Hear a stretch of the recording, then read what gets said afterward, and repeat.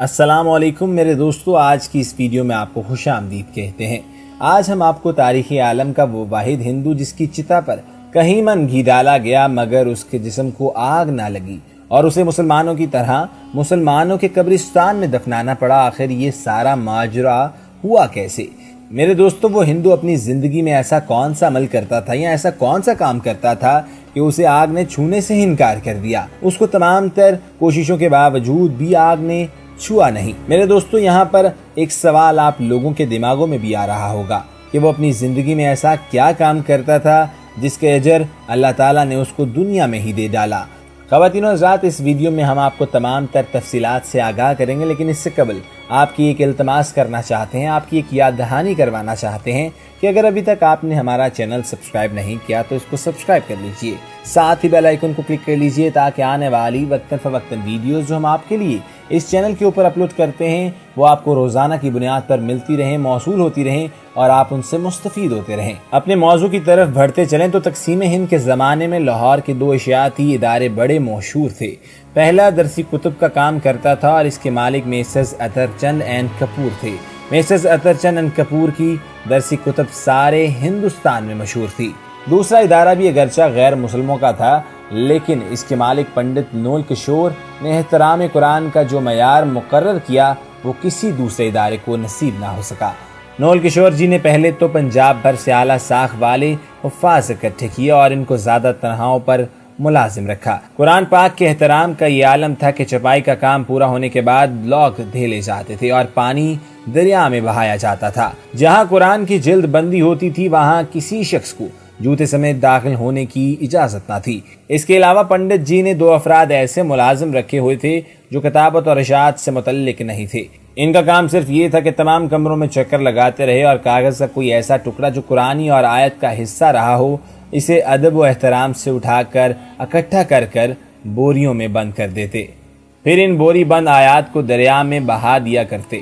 اگر دریا میں پانی نہ ہوتا تو بوریوں کو باقاعدہ زمین میں دفن کر دیا جاتا۔ جلد بندی والے کمروں میں بلا امتیاز کوئی شخص جوتوں سمیت داخل نہیں ہو سکتا تھا۔ یہ قانون سب سے پہلے پنڈت جی نے اپنے آپ پر لاگو کر رکھا تھا۔ اس سلسلے میں مشہور رہے اور ایک بار پنجاب اسمبلی کے سربراہ سر چھوٹو رام ادارے کی شہرت سن کر وہاں آئے تو ان کو بھی پنڈت نول کشور نے قواعد و ضوابط کا احترام کرنا سکھایا۔ اس اصول پر پنڈت جی سودے بازی کے قائل نہیں تھے۔ وہ کہتے تھے مجھے اس بات کی پرواہ نہیں کہ میرا ادارہ چلتا ہے یا نہیں، مگر یہ احترام کے معاملے میں لچک ظاہر نہیں کر سکتا۔ اس کا نتیجہ یہ ہوا کہ پنڈت جی نے مسلمانوں کا دل جیت لیا۔ جب تقسیم ہند کے بعد انہوں نے ہجرت کا فیصلہ کیا تو لاہور کے لوگوں نے مل کر انہیں بڑے احترام سے سرحد کے پار پہنچایا۔ کسی کی جرت نہ تھی کہ ان کے پریوار پر یا ان کے سامان کی طرف بری نگاہ سے دیکھ بھی سکے۔ حیرت انگیز بات یہ ہوئی کہ پنڈت جی نے دہلی جا کر بھی اشاعت قرآن کا سلسلہ جاری رکھا، وہاں کے مسلمانوں کو اپنا گرویدہ بنا لیا۔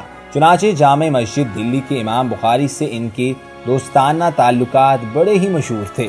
1951 میں پنڈت جی دنیا سے رخصت تو ہو گئے اور عجیب واقعہ رونما کر گئے۔ ان کا خاندان کافی مالدار تھا کہ دلی میں کاروبار دن دگنی رات چگنی ترقی کر گیا تھا۔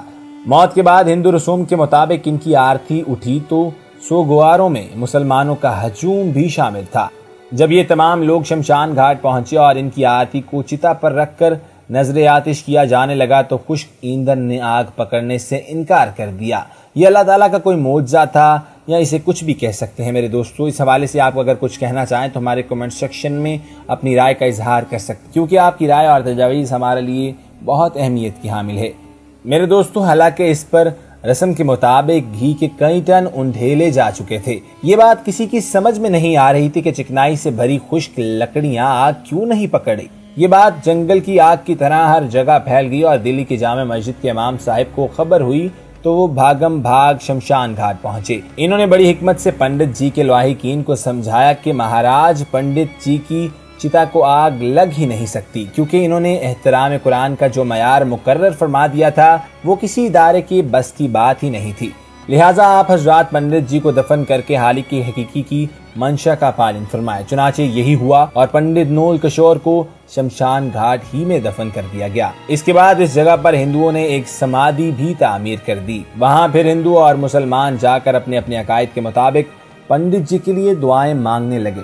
मेरे दोस्तों, आपको बताते हैं कि एक रूस में भी ऐसा ही वाकया हुआ और वो भी कुरान का एक मौजज़ा ही था, तो आपको वो भी बताते हैं। मेरे दोस्तों, 1973 में रूस में जब कम्युनिज्म का तोता बोलता था, बल्कि दुनिया तो ये कह रही थी कि बस अब पूरा एशिया सुर्ख हो जाएगा। इन दिनों में हमारे एक दोस्त मॉस्को ट्रेनिंग के लिए चले गए। वो बताते हैं कि जुमे के दिन मैंने दोस्तों से कहा कि चलो जुमा अदा करने की तैयारी करते हैं। तो इन्होंने कहा कि यहाँ मस्जिदों को गोदाम बना दिया गया है। एक दो मस्जिदों को तो सियाह क़याम के लिए इस्तेमाल कर रहे हैं। सिर्फ 2 मसाजिद ही हैं इस शहर में जो कभी कभी बंद और कभी खुली होती हैं। वो बताते हैं कि मैंने कहा कि आप मुझे मस्जिद का पता ही बता दें, मैं खुद ही वहाँ चला जाता हूँ और जुमे की नमाज अदा करने वहाँ चले जाते हैं। इन दोस्तों से एड्रेस मालूम करके वहाँ पहुँचा तो मस्जिद बंद थी। मस्जिद के पड़ोस में ही एक बंदे के पास मस्जिद की चाबी थी। मैंने इस आदमी को कहा कि मस्जिद का दरवाजा खोल दो, मैंने नमाज पढ़नी है और अल्लाह की इबादत करनी है। उस आदमी ने कहा कि दरवाजा तो मैं खोल दूंगा, लेकिन अगर आपको कोई नुकसान पहुँचा तो मैं जिम्मेदार नहीं हूँगा। मैंने कहा देखिए जनाब, मैं पाकिस्तान में भी मुसलमान था और रूस के मॉस्को में भी मुसलमान ही हूँ। पाकिस्तान के कराची में भी नमाज अदा करता था और रूस के मॉस्को में भी नमाज अदा करूंगा, चाहे कुछ भी हो जाए। इसने मस्जिद का दरवाजा खोला तो अंदर मस्जिद का माहौल बहुत खराब था। मैंने जल्दी जल्दी सफाई की और मस्जिद की हालत अच्छी करने की कोशिश करने लगा। काम से फारिग होने के बाद मैंने बुलंद आवाज से आजान दी। आजान की आवाजें सुनकर बूढ़े, बच्चे और मर्द, औरत, जवान सब मस्जिद के दरवाजे पर जमा हो गए कि ये कौन है जिसने मौत को आवाज दे दी। लेकिन मस्जिद के अंदर कोई भी ना आया। मैं चूंकि अकेला ही था, बस जोहर की नमाज अदा की और मस्जिद से बाहर निकल आया। जब मैं जाने लगा तो लोग मुझे ऐसे देख रहे थे जैसे मैं नमाज अदा करके नहीं निकला, बल्कि कोई अनोखा काम करके बाहर निकला हूँ। एक बच्चा मेरे पास आया और कहा कि आप हमारे घर चाय पीने आए। इसके लहजे में खलूस ऐसा था कि मैं इनकार न कर सका। मैं इसके साथ गया तो घर में तरह तरह के पकवान बन चुके थे। मेरे आने पर सब बहुत खुश दिखाई दे रहे थे। मेरे दोस्तों वो बताते हैं कि मैंने खाना खाया, चाय पी तो एक बच्चा जो मेरे साथ बैठा था, मैंने इससे पूछा आपको कुरान पाक पढ़ना आता है? बच्चे ने कहा कि जी हाँ बिल्कुल, कुरान पाक तो हम सब को आता है। मैंने जेब से कुरान पाक का छोटा नुस्खा निकाला और कहा ये पढ़कर सुनाओ मुझे। बच्चे ने कुरान को देखा और मुझे, फिर कुरान की तरफ देखा और फिर वालिदैन की तरफ देखा। मैंने सोचा इसको कुरान पढ़ना नहीं आता, लेकिन इसने कहा इसको कुरान पढ़ना आता है। मैंने कहा कि देखो कुरान की इस आयत पर उंगली रखी तो वो फराफर पढ़ने लगा। कुरान देखे बगैर ही पढ़ता गया और मुझे हैरत का शदीद झटका लगा कि ये तो कुरान पाक देखे बगैर ही पढ़ने लगा। मैंने इसके वालिदैन से पूछा हजरत ये मामला क्या है? इन्होंने मुस्कुरा कर कहा दरअसल हमारे पास कुरान पाक मौजूद नहीं। किसी के घर से कुरान पाक की आयत का एक टुकड़ा भी मिल जाए तो इस तमाम खानदान को फांसी की सजा दे दी जाती है। इस वजह से हम लोग कुरान पाक घरों में नहीं रखते। तो फिर इस बच्चे को कुरान पढ़ना किसने सिखाया और कैसे सिखाया? क्योंकि कुरान पाक तो किसी के पास है ही नहीं। मैंने मजीद हैरान होकर कहा इन्होंने बताया कि हमारे पास कुरान की कई हाफिज हैं। कोई दर्जी है, कोई दुकानदार और कोई सब्जी फरोश, कोई किसान, और हम इनके पास अपने बच्चों को भेज देते हैं।